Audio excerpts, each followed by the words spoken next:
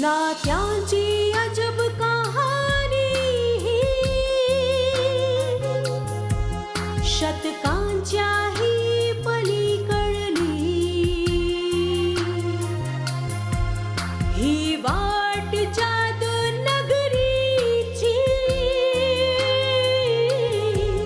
मोठी विचित्र कहाणी ही दोन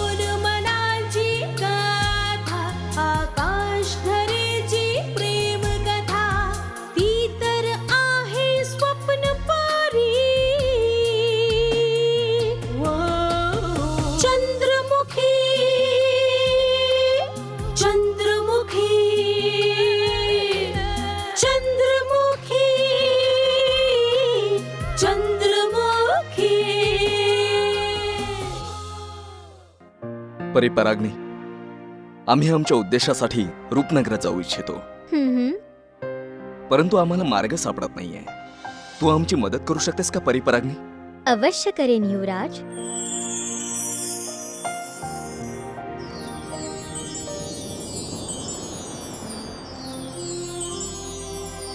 आम्ही विजयगडचे युवराज आहोत, युवराज सूर्यप्रताप सिंग।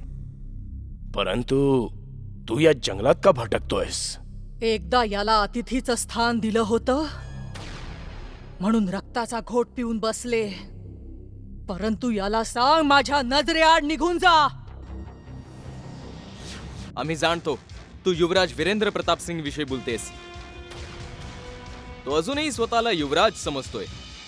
तोच एकमेव असा कैदी आहे जो अजूनही खंबीर आहे, परंतु त्यालाही एक दिवस आमच्या पायावर लोटांगण घालून आमचं दास्यत्व स्वीकारावं लागेल। की कलावती देवी तुमच्यावर प्रेम करतात?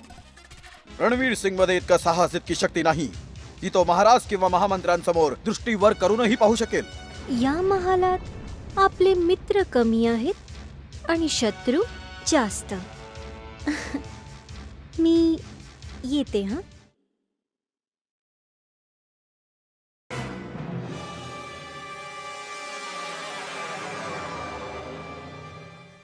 मंत्रीवर्य रणवीर सिंग, मंत्रीवर्य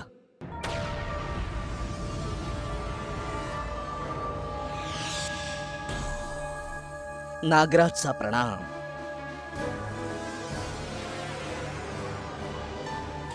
आता माझी पूर्ण खात्री पटली आहे की तुम्हीच माझे अन्नदाता आहात। मला तर तुम्हाला पाठीमागून पाहून असं वाटत होतं की जणू मी स्वप्न तर पाहत नाहीये ना। सर्वांना स्वप्नातून जाग करायला सर आम्ही महालात परत आलोय नागराज। आम्हाला पाहिल्यावर या महालातले सगळे अधिकारी आपल्या झोपेतून जागे होतील। हे सांग नागराज, आम्हाला पाहिल्यावर तुला काय वाटलं? मंत्रीवर्य, जर माझ्याकडे माझा आनंद व्यक्त करायला अनमोल शब्द असते तर मी नक्की व्यक्त केला असता, अवश्य। बस असं समजा की तुम्हाला या महालात सुरक्षित पाहून सेवकाचे तर जणू प्राणच परत आलेत। जर का तू हे खरं बोलतोयस तर आम्ही खूप प्रसन्न आहोत, परंतु जर का तू मनात कपटी भावना ठेवून हे बोलला असशील तर एक गोष्ट लक्षात ठेव नागराज, बालपणापासून आम्हाला विषारी सर्पांचे फणे ठेचून मारण्याचा शौक होता आणि आता जंगलात राहून हा शौक आता सवयीत बदललाय। मंत्रीवर्य, जर मला माझं हृदय फाडून दाखवता आलं असतं तर विश्वास ठेवा, माझ्या हृदयात तुमचीच मूर्ती दिसली असती।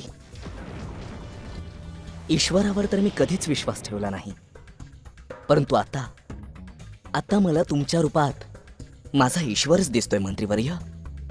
स्वामी भक्त बनून राहशील तर सर्व मनोकामना पूर्ण होतील नागराज, परंतु या महालात इतर सेवकही इतक्याच आदराने आमची आठवण काढतात का जो आदर तू आमच्याविषयी दाखवतोयस? इतरांचं तर मला माहित नाही मंत्रीवर्य, परंतु राजकुमारी चंद्रमुखींची स्थिती नक्कीच सांगू शकतो.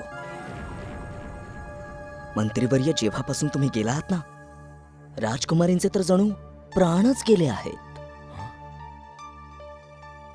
त्या सदैव शांत शांत राहतात. माहित नाही कसल्या विचारांमध्ये हरवलेले असतात. हरवलेले असतात? हो मंत्रीवर्य, राजकुमारीने तर जणू आपल्याच महालात स्वतःला जणू बंदीच बनवलंय. त्या सदैव त्यांच्याच कक्षात असतात. ना कोणाला भेटतात आणि नाही कोणाशी काही बोलतात. परंतु याचं काय कारण आहे की त्या स्वतःला इतकं असुरक्षित समजतात? कारण कदाचित महामहिम राजवीर सिंग असू शकतात मंत्रीवर्य. त्यांच्या कार्यपद्धतीमुळे या महालात कोणीही प्रसन्न नाहीये. कुणीच नाही. आम्ही सर्वजणही स्वतःला खूप असुरक्षित समजत होतो. तुम्ही परत आलाय तेव्हा आमची चिंता तर आता मिटली. आता या सेवका योग्य काही कार्य असेल तर सांगा. मंत्रीवर्य, आपली मदत करून माझं जीवन कृतकृत्य होईल. वेळ आल्यावर कार्य काय तेही सांगू नागराज. परंतु आता तू तुझ्या विषारी फण्याचा रोख आमच्या शत्रूंच्या नेत्रांच्या दिशेने वळव. आता आमच्याकडे वेळ कमी आहे. थोड्या वेळाने आमच्या कक्षात येऊन आम्हाला भेट. जशी आज्ञा.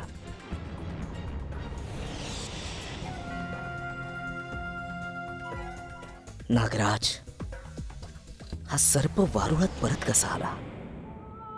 कसा? कदाचित मंत्रीवर्य महामंत्री वीरेंद्र सिंगांच्या कक्षाकडे चाललेत. आता काय घडेल? या महालात पसरलेली ही भयान शांतता असा संकेत देते की या महालात आता खूप मोठा प्रलय येणार आहे.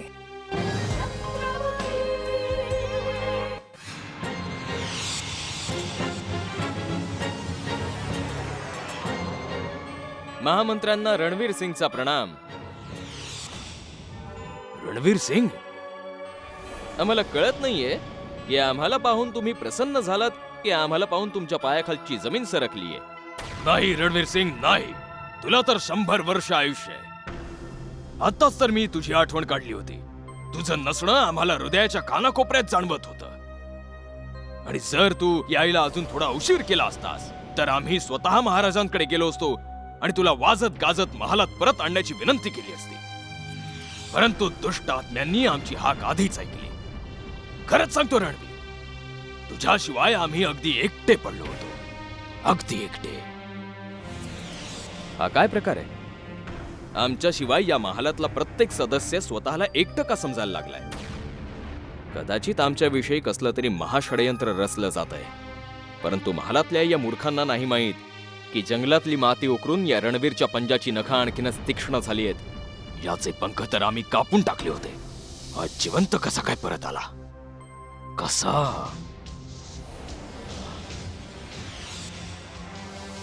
काय विचार करतोयस रणवीर? खूप मोठ्या काळानंतर महालात परत आलायस, त्यामुळे या महालाच्या भिंती तुला परक्या तर नाही वाटत आहेत ना? महालाच्या भिंती आम्हाला परक्या नाही तर पूर्वीपेक्षा जास्त निर्बल वाटायला लागले आहेत. जोपर्यंत महालाची सूत्रे आमच्या भक्कम हातात होती तोपर्यंत महालाच्या डामडौलाने सर्वांचे डोळे दिपून जायचे. परंतु आता हा महाल एखाद्या स्मशानासारखा वैराण वाटतोय. आम्ही महालाची सूत्र पुन्हा आपल्या हाती घेऊ आणि महालाचा डामडौल पुन्हा परत आणू. हाच संकल्प घेऊन आम्ही महालात परतलोय. तू तर आमच्या तोंडचे शब्द चोरलेस रणवीर.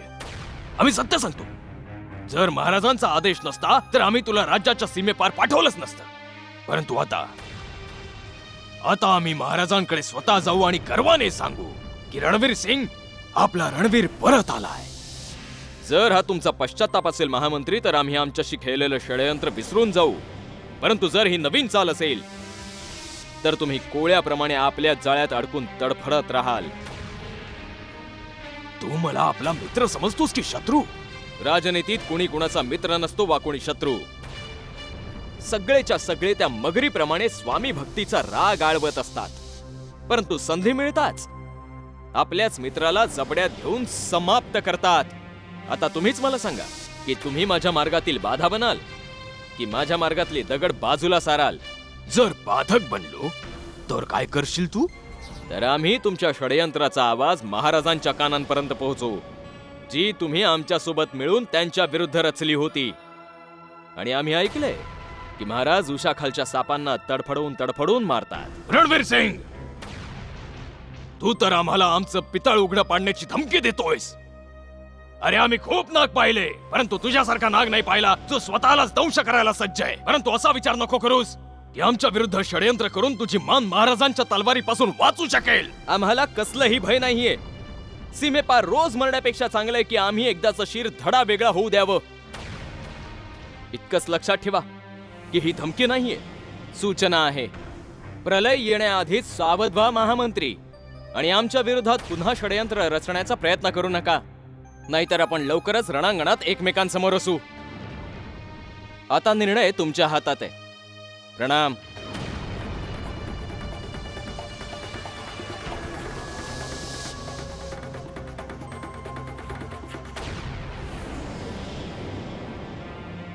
महामहिम संकट आता खूप जवळ आलाय. मंत्रीवर्य, तुम्ही मी तर महामहिमांना तुमच्या परतण्याचा शुभ संदेश द्यायला आलोच होतो, एवढा तुम्हीच आलात. या मंत्रीवर्य, या. आम्ही महालात परतल्याची बातमी ऐकून तू खूप दुःखी झाला असशील ना? हे तुम्ही काय बोलताय? तुमच्या परत येण्याने मला कसला त्रास होणार आहे? तुम्ही माझे शत्रू नाही आहात, तुम्ही तर माझे मित्र होतात. मग तुमच्याशी माझं काय वैर असेल? हो मंत्रीवर्य, महामहिम अगदी सत्य सांगतायत. तुम्ही परतल्याचा समाचार ऐकून त्यांना खूप आनंद झाला आहे. नागराज, तो सरडा जसा रंग बदलतो तसा तूही आपले रंग बदलण्याचा प्रयत्न तर खूप करतोस, परंतु वाईट वाटतं नेहमीच पकडलं जातोस. महालात चाललेल्या कटांवर आमची नजर खेळलेली असते. जर तू तुझी चतुराई थांबवली नाहीस तर समज की तुझं या जगातलं अन्न पाणी संपलं. क्षमा असावे मंत्रीवर्य, माझा खरेपणा आणि स्वामी भक्तीवर शंका नका घेऊ. मी तर आधीही तुमचा सेवक होतो आणि आताही तुमचाच सेवक आहे अन्नदाता. मग माझ्याकडून अशी कोणती चूक घडली म्हणून तुम्ही माझ्यावर असा संशय घेताय? बंद कर तुझं हे नाटक. आम्ही तुला दूध पाजून वाढवले नागराज, म्हणून तुझी नस नस ओळखतो. आणि राजवीर सिंग, कधी काळी आमचं नाव तू एक मित्र म्हणून घेत होतास, परंतु महालातलं पद मिळताच लालची झालास आणि आमच्याशी चतुरता केलीस. लक्षात ठेव, जर आमच्या विरोधात कसलंही षडयंत्र रचलंस तर तुझं जीवन संकटात येईल. माझ्यावर विश्वास ठेवा रणवीर सिंग. माझ्या मनात आजही तुमच्यासाठी तोच आदर आहे जो पदावर येण्यापूर्वी होता. पदाने मी अवश्य तुमच्यापेक्षा मोठा आहे, परंतु शक्तीने आजही तुमच्यापेक्षा लहानच आहे. जर हे सत्य असेल तर लवकरच सावध हो. महालातल्या चमच्यांच्या गोड बोलण्याने भुलून जाऊ नकोस, नाहीतर ज्याप्रमाणे गव्हासोबत किडेही भरडले जातात अगदी तशीच तुझीही गत होईल.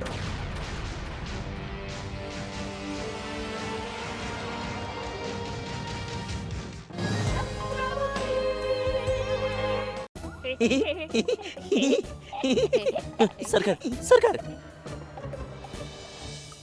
चला, मांजर आडवी गेली, आपण मागच्या रस्त्याने जाऊ. मांजर? म्याऊ. कुठे आहे मांजर? आम्हाला मांजर खूप आवडते. कुठे आहे?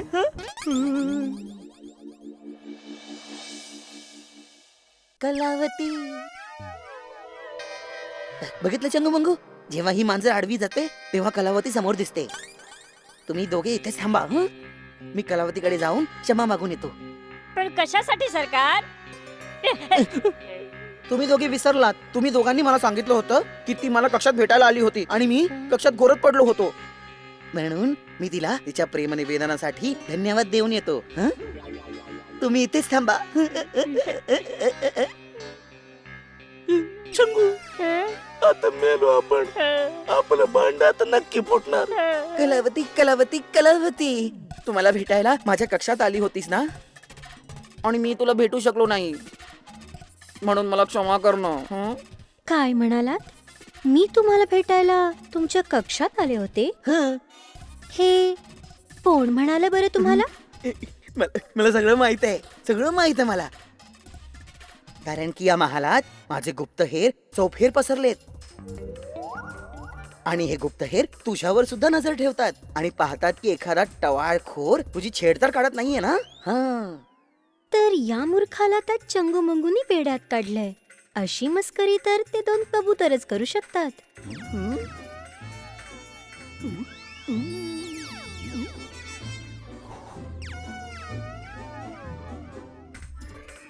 कलावती कलावती कलावती गप्प का बसली आहेस? चंगूमंगूला तर सगळं सांगितलं. मला सांगताना लाज वाटते काय? मला लाज वाटते. मला काही समजलं नाही. आपल्याला काय म्हणायचंय? ठीक आहे, मग सांगणार नाही, करून दाखवणार. करून दाखवणार? तुझे डोळे बंद कर. तुझे डोळे बंद करू ना, मला पण लाज वाटते ना. बरं ठीक आहे.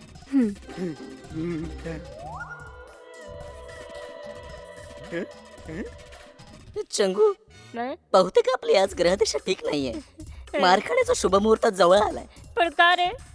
अरे कारण की सरकारांच्या दगडासारख्या गालांवर कलावतीच्या हातोड्यासारखे थोबाडीत बसणार आहे.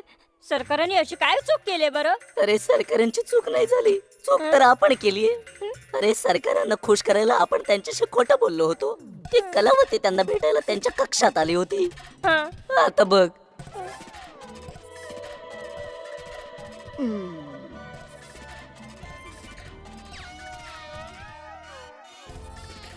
सरकार इकडे त्यांचं तोंड उघडतील आणि तिकडे त्यांचे गाल अगदी लाल लाल होतील. डोळे नको उडूस. हा.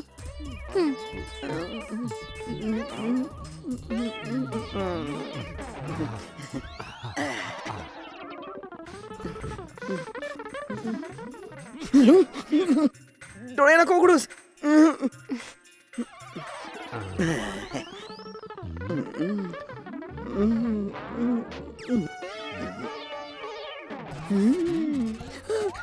आता डोळे बंद कर. कशाला डोळे बंद करू? अरे तू आपल्या सरकारांना मार खाताना कसं काय बघू शकतोस दुष्टा? डोळे बंद कर. बरोबर.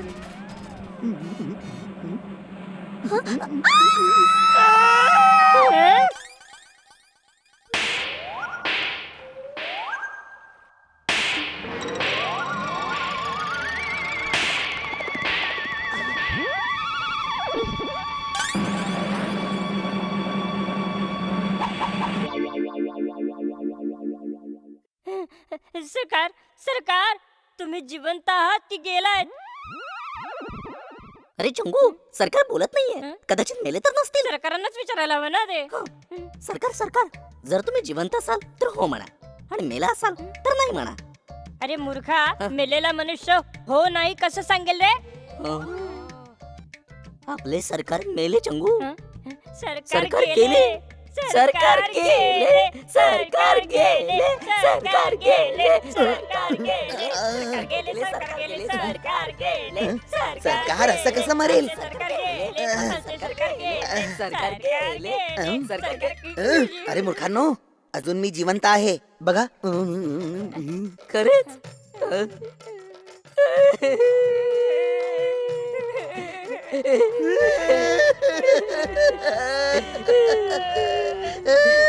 सरकार, तुम्ही काय रडताय? तुम्हाला कलावतीची आठवण येते का? नाही, कलावतीची नाही. मला कलावतीच्या त्या कांचिलांची आठवण येते ज्या तिने माझ्या गालावर लगावल्या होत्या आणि अशी वाजवली जणू माझ्या मुखावर गालच नव्हते जसे. सरकार, आता त्या कलावतीच्या झिपऱ्याच पडतो मी. चला, तिला कोण वाचवत ते बघतोच मी आता. अरे नाही नाही चंगू, तसं असेल की ती आपल्या सरकारांच्या साहसाची परीक्षा पाहत असेल. परीक्षा? हो हो, ती विचार करत असेल की आपले सरकार दुर्बल आहेत की बलवान. शेवटी ते विवाह पश्चात ते तिची रक्षा करू शकतात की नाही. बलवान. अरे वा, कलावतीने आपल्या सरकारांचे गाल लाल करून काय केलं? ते तर आपले सरकारच सांगतील. तसं सरकारांनी कलावतीच्या प्रेमाची पहिली चव चाखलीच आहे आणि सारा त्रास विसरून गेले. हो ना सरकार, बघितलं मी म्हटलं होतं ना, आपले सरकार सर्वात जास्त शक्तिशाली आहे. हो, आहोत आम्ही शक्तिशाली. आमच्या शक्तीच्या तोडीचं या पूर्ण रूपनगरात कोणीच नाहीये. ते तर आहेच हुजूर. तुमच्यासारखा महाबली तर या रूपनगरात काय संपूर्ण विश्वात सुद्धा शोधूनही नाही सापडणार. परंतु आपण आपल्या ताकदीचं एवढं प्रदर्शन का मांडलंय?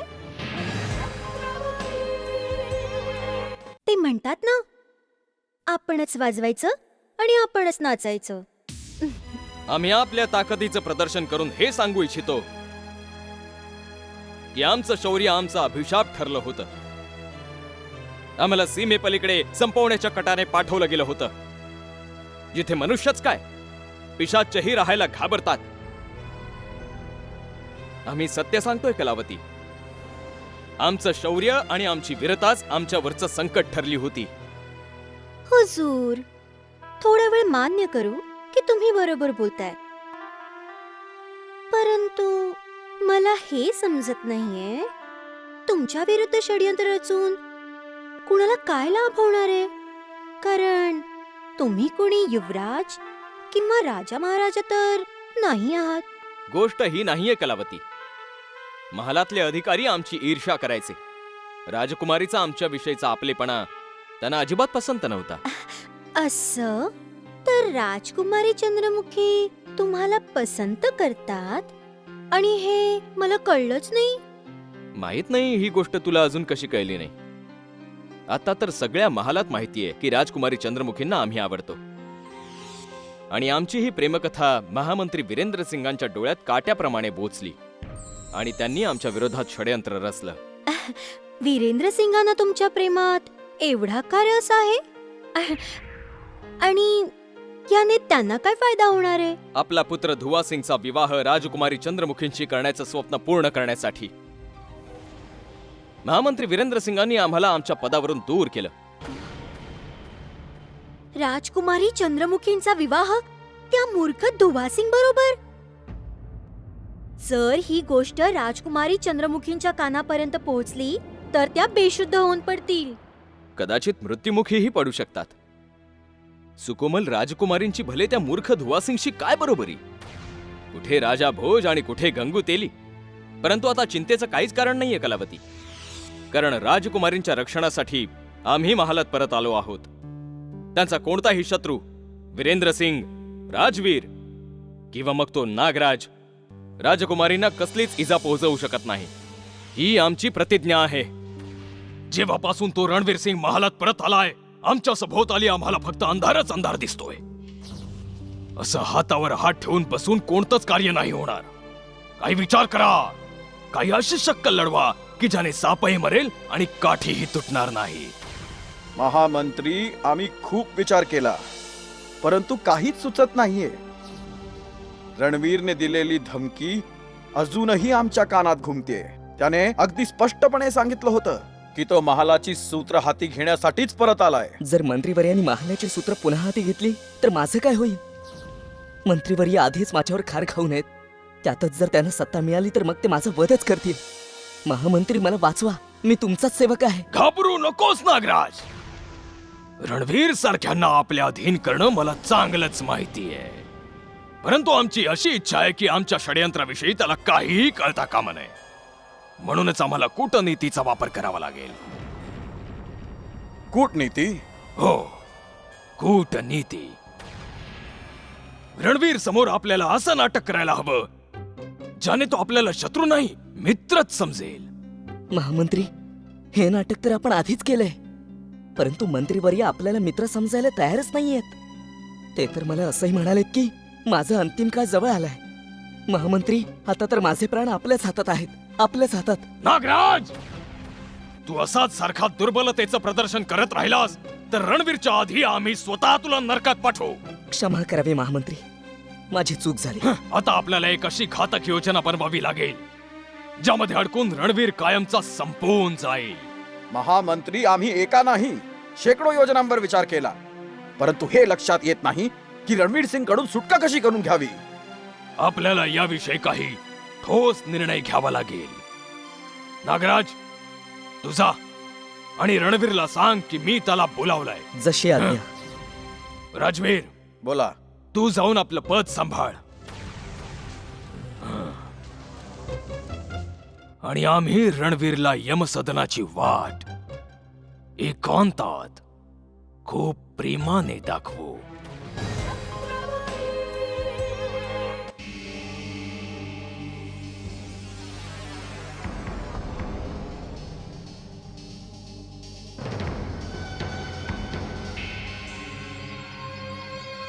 मंत्रीवर्य प्रणाम.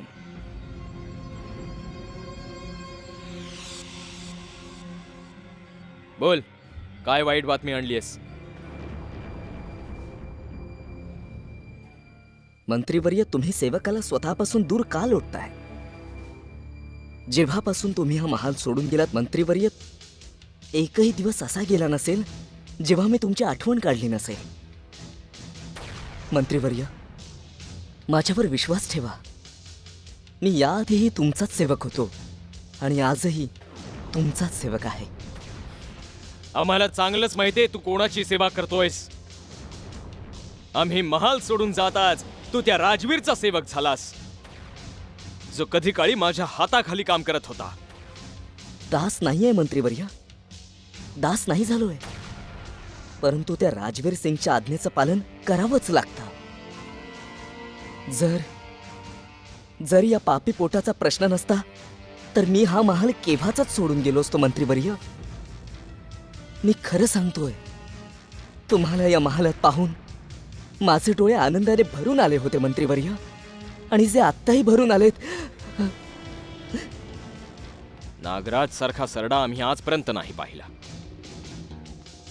आपल्या स्वार्थासाठी हा नाग कोणालाही दंश करू शकतो, परंतु याला माहित नाही की आम्ही याचे विषारी दात आधीच उपटून काढले आहेत.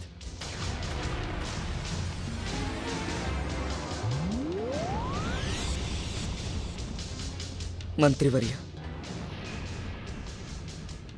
आता अजून माझी सत्व परीक्षा नका पाहू. तुम्ही बघाच, वेळ येताच हा सेवक तुमच्यासाठी आपल्या प्राणांचाही त्याग करेल. विश्वास ठेवा. महामंत्र्यांनी आत्ता काही क्षणापूर्वीच मला आपल्या कक्षात बोलावलं होतं तुमच्याविषयी विचारायला. मी त्यांना एकाच शब्दात उत्तर देऊन टाकला. मी त्यांना म्हणालो की जसं हनुमंतासाठी प्रभू रामचंद्र होते, तसे माझ्यासाठी मंत्रीवर्य प्रभू रामचंद्रांप्रमाणे आहेत. तुझ्या स्वामी भक्तीने आम्ही प्रसन्न तर झालो नागराज, परंतु इतक्या शीघ्रतेने विश्वास नाही ठेवू शकत. परंतु हो, तू जर आमच्या आदेशासाठी आपले प्राण त्यागू शकतोस तर विश्वास ठेवू शकतो आम्ही. तुम्ही आदेश द्या मंत्रीवर्य. मी आत्ता आपल्या तलवारीने स्वतःचं शिर कापून तुमच्या चरणांवर ठेवेन. आता तुझ्यावरचा आमचा विश्वास परत येतोय. परंतु आज आम्ही तुझ्याकडे तुझे प्राण नाही मागणार, परंतु वेळ आल्यावर तुला आपली प्रतिज्ञा पूर्ण करावीच लागेल. आता सांग, आमच्या कक्षात कसं काय येणं केलंस? याची 2 कारणं आहेत मंत्रीवर्य. एक तर मला तुमची कुशलता विचारायची होती, आणि दुसरं, महामंत्र्यांचा संदेश तुम्हाला द्यायचा होता. कसला संदेश? महामंत्र्यांनी कसल्या तरी महत्वाच्या कामासाठी तुम्हाला बोलावणं पाठवलंय.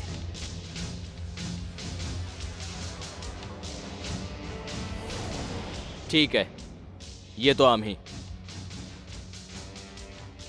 आता मला आज्ञा द्यावी.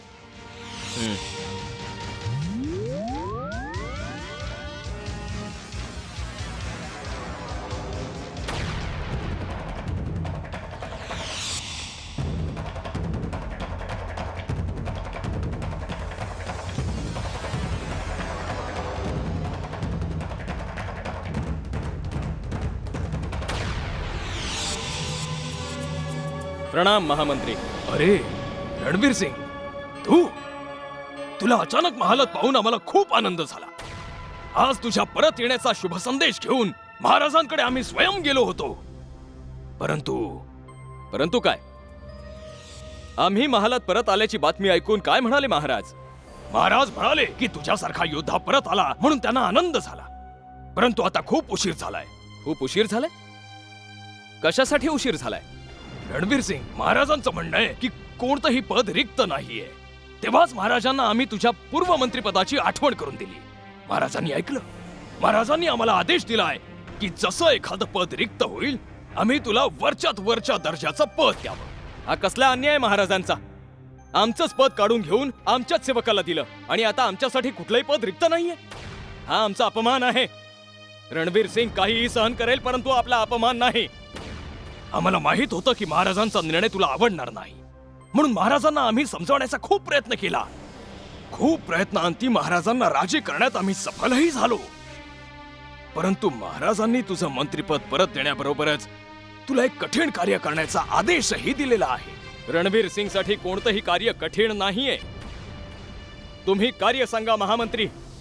ते पूर्ण केल्यानंतरच आम्ही महाराजांची भेट घेऊ आणि सांगू की महाराज, रणवीर सिंगच असा एकमेव योद्धा आहे जो या महालाची सूत्र एक हाती सांभाळू शकतो. जर तू हे कार्य करण्यात सफल झालास तर महाराज अतिप्रसन्न होतील आणि सगळी सूत्रे तुझ्या हाती देतील.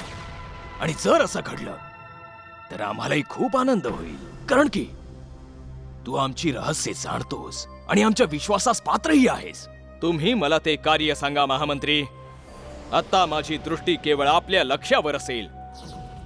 तुझं लक्ष आहे एक युवराज जो पूर्व दिशेने आपल्या साथीदारासोबत रूपनगराच्या दिशेने कूच करतोय. तुला त्याला रूपनगरात प्रवेश करण्यापूर्वीच थांबवायचंय आणि समाप्त करायचंय. आणि जर तू हे कार्य करण्यात सफल झालास तर तुला तुझं पद पुन्हा परत दिलं जाईल. तुम्ही महाराजांपर्यंत आमचा हा संदेश पोहोचवा. रणवीर सिंग महालात त्या युवराजाचं शव घेऊनच परत येईल.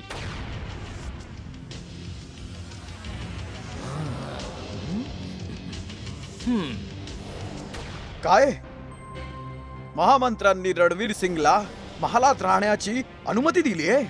फक्त अनुमतीच नाही तर त्या रणवीर सिंगला त्यांनी त्याचं गेलेलं पदही पुन्हा परत करण्याचं वचन दिलंय.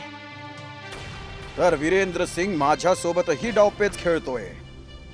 मी समोर येताच रणवीर सिंगला दूषणे देतो आणि रणवीर सिंग समोर येताच त्याचं गुणगान करू लागतो. कळायला मार्ग नाही की महामंत्री कुणाच्या बाजूने आहेत. महामहिम, बाजूने तर ते तुमच्याच आहेत, परंतु आपले प्राण वाचवण्यासाठी ते मंत्रीवर्यांना झुलवतायत, त्यांना लालूच दाखवतायत. हे तू कसं सांगू शकतोस? कारण की महामंत्र्यांना आपलं पितळ उघडं पडण्याची भीती आहे. कसलं पितळ उघड होण्याची भीती आहे नागराज? महामहिम, मंत्रीवर्यांना महामंत्र्यांची काही अशी रहस्य माहीत आहेत जे त्यांनी महाराजांसमोर उघड केली तर महामंत्र्यांना आपले प्राण वाचवणं खूप कठीण जाईल. म्हणून महामहिम, ते मंत्रीवर्यांना प्रसन्न करण्यासाठी पदाची लालूच दाखवत आहेत. जर रणवीर सिंग त्यांच्या सांगण्यात आला तर महामंत्री काय करतील? करतील काय महामहिम? त्यांनी ही लालूच देऊन आपली चाल केव्हाच खेळलीये.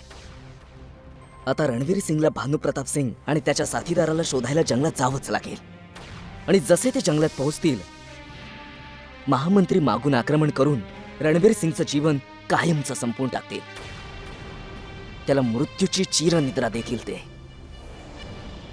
आता बोला महामहिम, सेवकाचा हा समाचार आपल्याला कसा वाटला?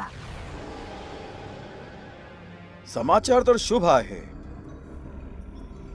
परंतु आता माझा विश्वास महामंत्र्यांवर नाही राहिला. तो कधीही मला सत्तेवरून बाजूला करून रणवीर सिंगला माझ्या पदावर बसवू शकतो. म्हणून आपल्याला एक काम करावं लागेल. जेव्हा रणवीर सिंग जंगलात जाईल तेव्हा आपण मागून आक्रमण करून त्याला संपवून टाकू.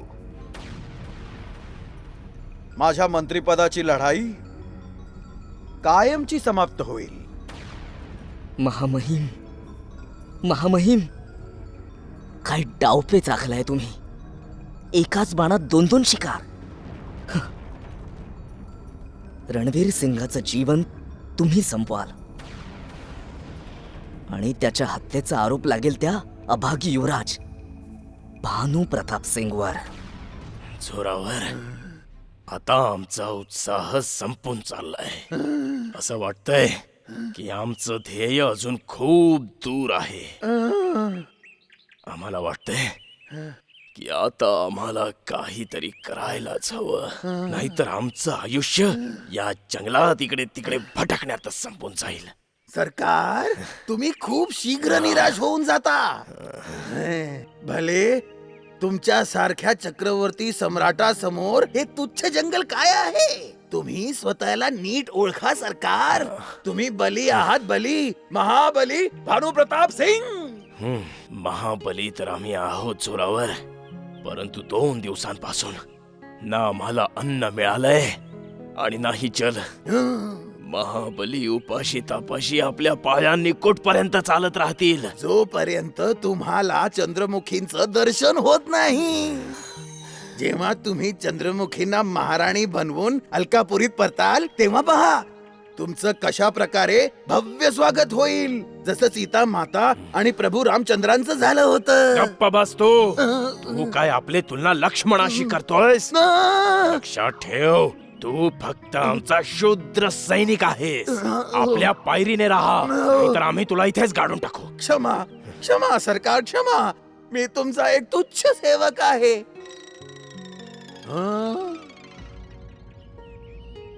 सरकार, कुणी महापुरुष इकडेच येत आहेत. जोरावर तो महापुरुष कुठली मायावी शक्तीही असू शकतो. मग हे काम करूया सरकार, दिशा बदलून पळून जाऊया. नाही, पाठीमागे वळणं आम्हाला पसंत नाही. चल जाऊन बघूया की तो महापुरुष कोण आहे आणि त्याच्यात किती शक्ती आहे. असं येऊ शकतं की तो आपली काहीतरी मदत करू शकेल. चल.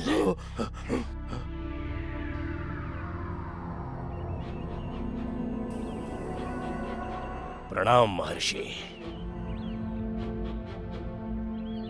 सुखी भव. हे आमचे युवराज आहेत, अलकापुरी युवराज भानुप्रताप सिंग, आणि मी यांचा सेवक जोरावर सिंग.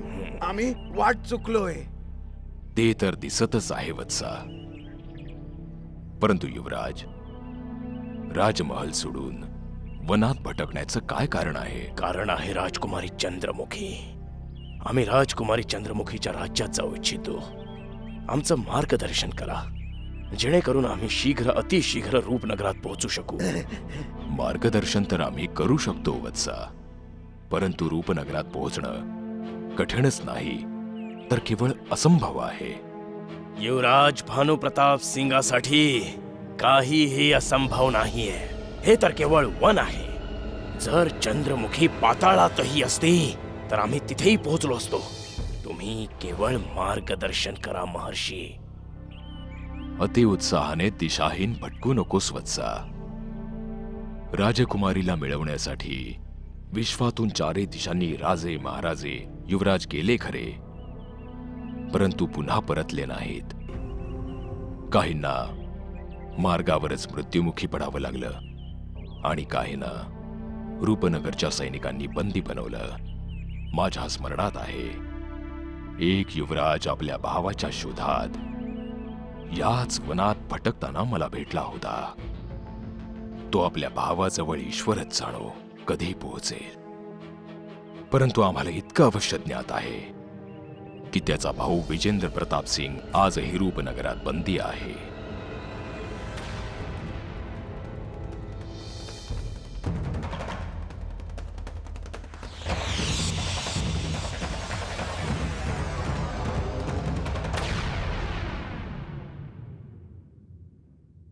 ही 2 मनांची गाथा, आकाश धरेची प्रेम कथा, ती तर आहे स्वप्न परी. चंद्र